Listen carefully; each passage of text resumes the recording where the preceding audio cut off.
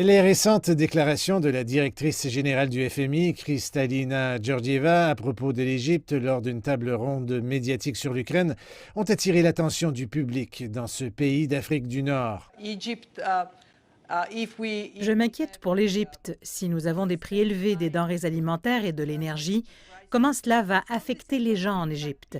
Et dans ce sens, nous sommes déjà engagés dans des discussions avec l'Égypte sur la façon de cibler les populations vulnérables et les entreprises vulnérables. Comment atténuer l'impact qui a frappé ces pays? Cela a été suivi d'appels du ministre égyptien des Finances aux institutions financières internationales pour qu'elles soutiennent les pays émergents comme l'Égypte en raison des retombées du conflit russo-ukrainien. Cela a déclenché des discussions sur un éventuel accord pour un prêt à l'Égypte. L'augmentation des prix du pétrole et des prix du blé a évidemment affecté toutes les économies émergentes, pas seulement l'Égypte. Il y a des éléments qui pourraient affecter la force de la livre égyptienne. Le plus important est les revenus de secteurs comme le tourisme, qui est négativement affecté par les tensions géopolitiques entre la Russie et l'Ukraine, le marché touristique important pour l'Égypte. De plus, le retrait des investisseurs étrangers des marchés émergents comme l'Égypte, en particulier dans les obligations, aura certainement un impact sur la valeur de la livre par rapport au dollar.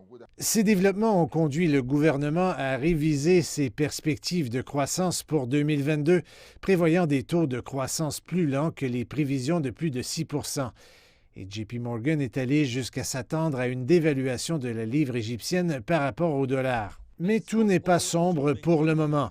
Le ministre égyptien de la Planification a encore rejeté toute possibilité de demande de prêt du FMI, tandis que la plupart des experts disent qu'il est trop tôt pour tirer la sonnette d'alarme.